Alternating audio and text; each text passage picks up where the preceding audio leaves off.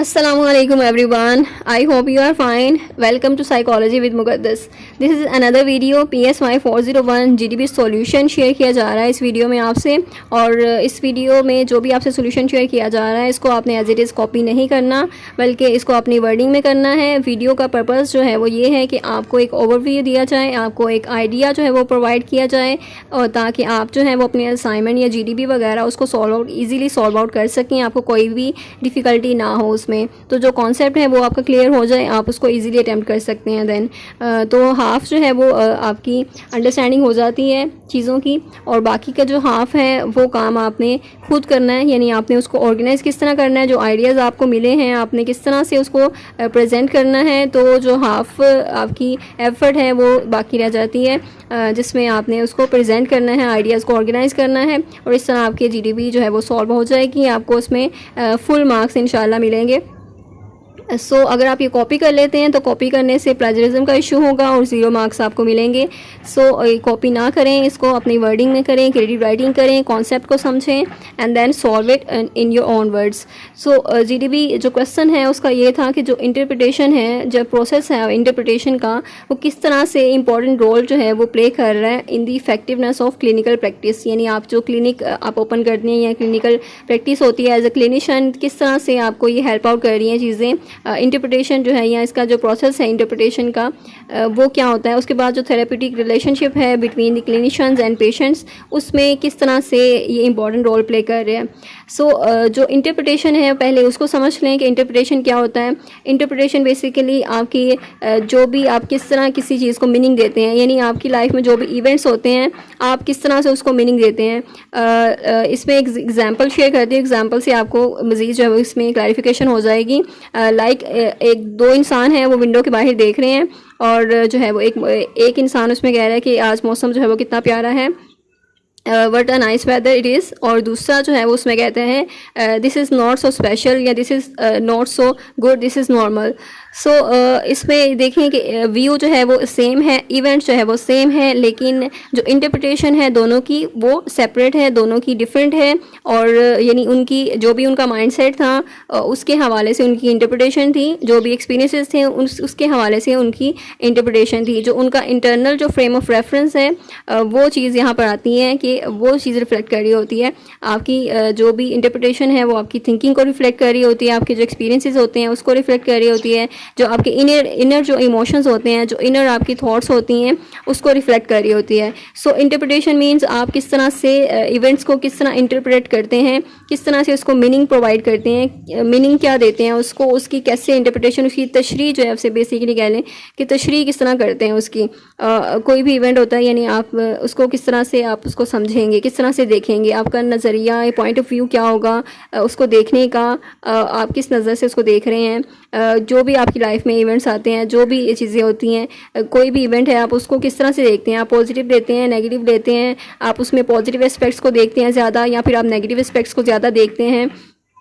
ये इंटरप्रिटेशन होती है। इंटरप्रिटेशन हमारी जो क्लिनिकल जो प्रैक्टिस है उसमें बहुत ज़्यादा इफेक्टिव होती है, बहुत इंपॉर्टेंट होती है। अगर जो क्लिनिशियन है उसकी जो भी नॉलेज होता है उसका साइकोलॉजिकल यानी उसमें जो है वो उसको महारत हासिल होती है, तो वो उसको नॉलेज जो है वो होता है चीज़ों का उसके बारे में। तो किस तरह उसने फिर उसको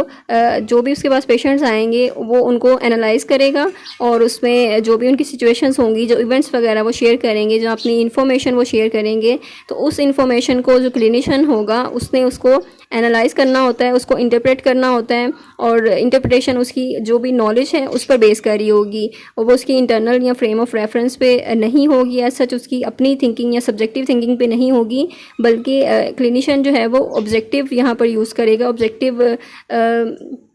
जिसे कह लें ऑब्जेक्टिव यहाँ पर होगी सारी चीज़ें, यानी ऑब्जेक्टिव टेस्ट वगैरह हम यूज़ करते हैं। तो ऑब्जेक्टिव मीन उसकी जो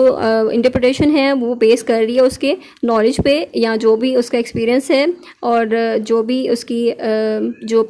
उसकी क्रेडेंशियल्स हैं उस पर बेस कर रही है, एक्सपर्टीज़ जो हैं उसकी उस पर बेस कर रही है ये चीज़। तो ये है कि इस तरह वो ऑब्जेक्टिव होगी। इंटरप्रिटेशन जो है वो यहाँ पर अगर हम इसको पॉइंट्स में लेकर चलें तो पॉइंट्स में हम देखते हैं कि जो हम अंडरस्टैंड करते हैं, यानी अंडरस्टैंडिंग है पेशेंट्स के एक्सपीरियंसेस की, यानी हमारे पास एक क्लिनिशियंस के पास नॉलेज होता है एक, और उस नॉलेज के बेस पे वो इंटरप्रेट कर रहे होते हैं अपने पेशेंट्स के जो भी एक्सपीरियंसेस रहे होते हैं उनके, या जो भी इवेंट्स वगैरह या अपनी वो कोई भी इंफॉर्मेशन शेयर करते हैं, हमने उनको सुनना होता है और उसको सुनने के बाद एनालाइज करना होता है। एनालाइज करके देन हम एक कंक्लूजन पे आते हैं कि ये प्रॉब्लम है, या थिंकिंग जो है वो एबनॉर्मल पैटर्न है थिंकिंग में, या फिर एबनॉर्मल पैटर्न ऑफ बिहेवियर है कहीं पे हमें लगे। तो ये सारी चीज़ें जो है वो इंटरप्रिटेशन जो है वो इस तरह हेल्प आउट कर रही होती है क्लिनिशियन को कि वो बेटर अंडरस्टैंड कर सकें या डीपर अंडरस्टैंड कर सके पेशेंट के एक्सपीरियंस को, उसके इमोशंस को, उसकी थॉट्स क्या हैं, उसके बिहेवियर्स क्या हैं। सो इसमें आप इन्फॉर्मेशन को एनालाइज करते हैं जो भी आपका पेशेंट जो है वो प्रोवाइड करता है, और उसमें आप उसकी सेंस जो है वो देखते हैं उसकी सेंस क्या बन रही है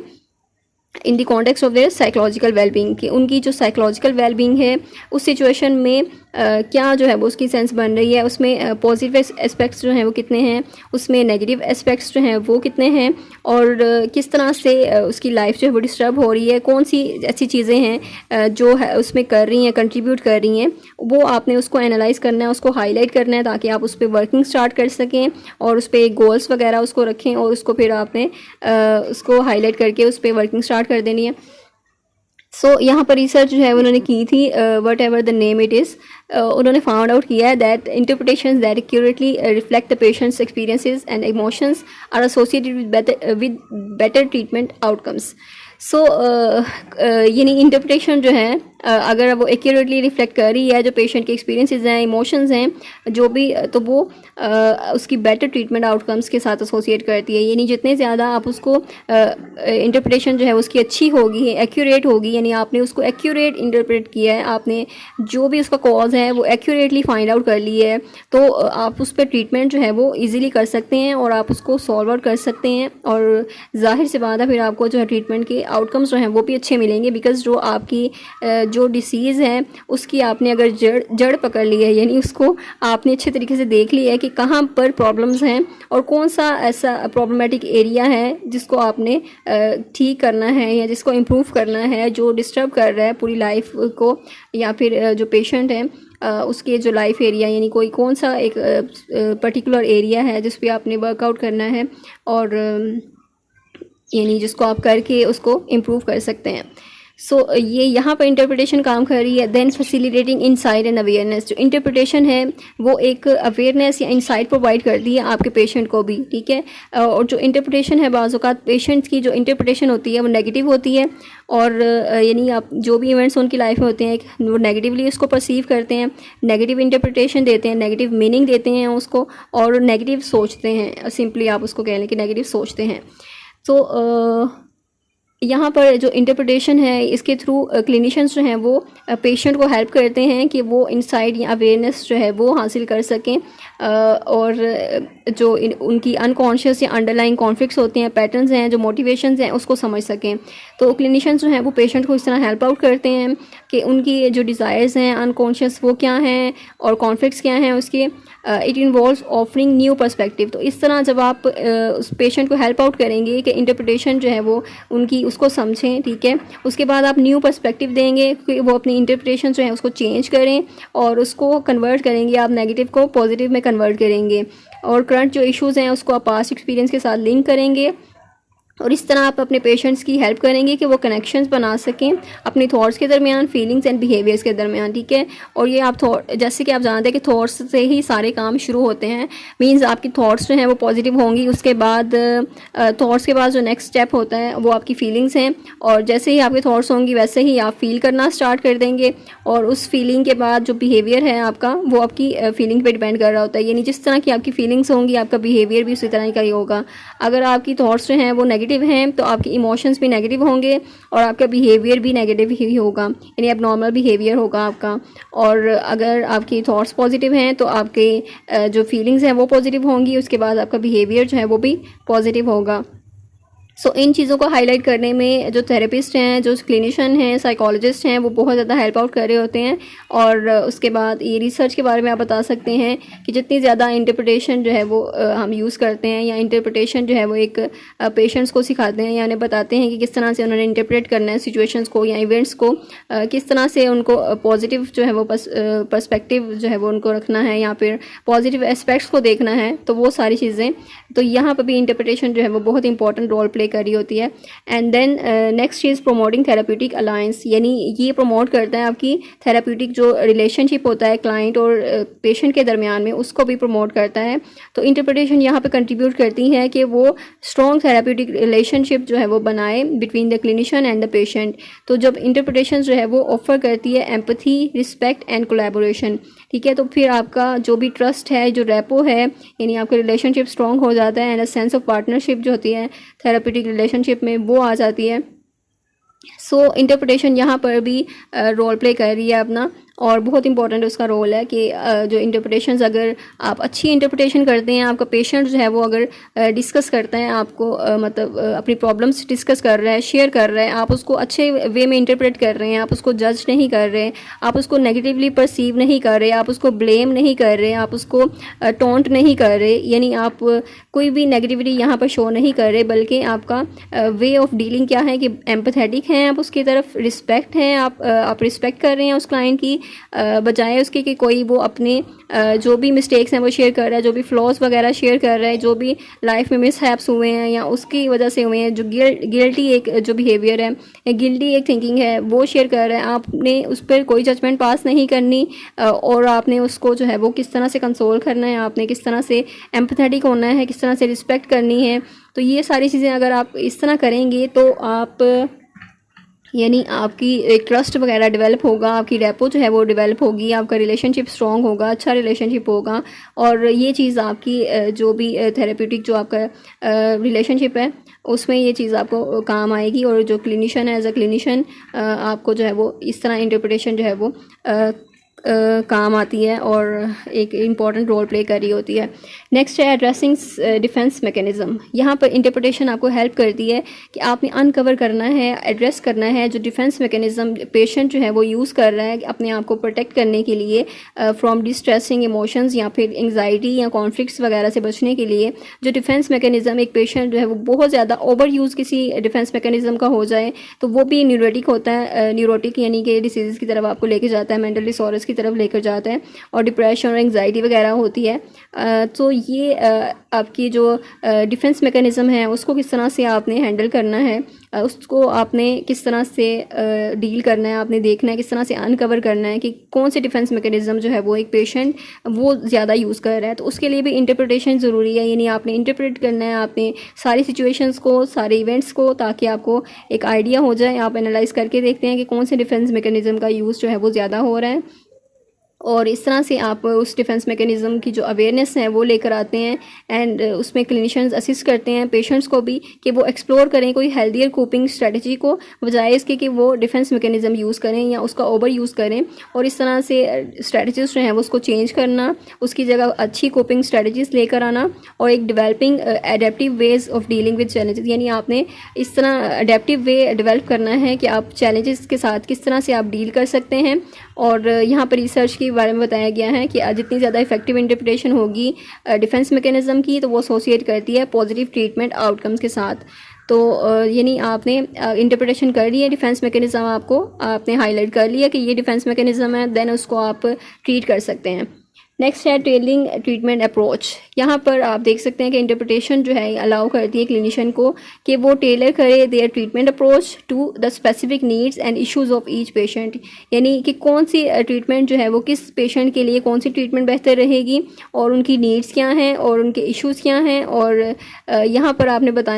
देखना होता है कि किस तरह से आप ट्रीटमेंट जो है वो कौन सी ट्रीटमेंट किस पेशेंट के लिए अप्रोप्रिएट रहेगी, और कितनी ट्रीटमेंट जो है वो रिक्वायर्ड हैं और ट्रीटमेंट सेशन कितने रिक्वायर्ड हैं। तो ये सारी चीज़ें आप अंडरस्टैंड करते हैं जब आप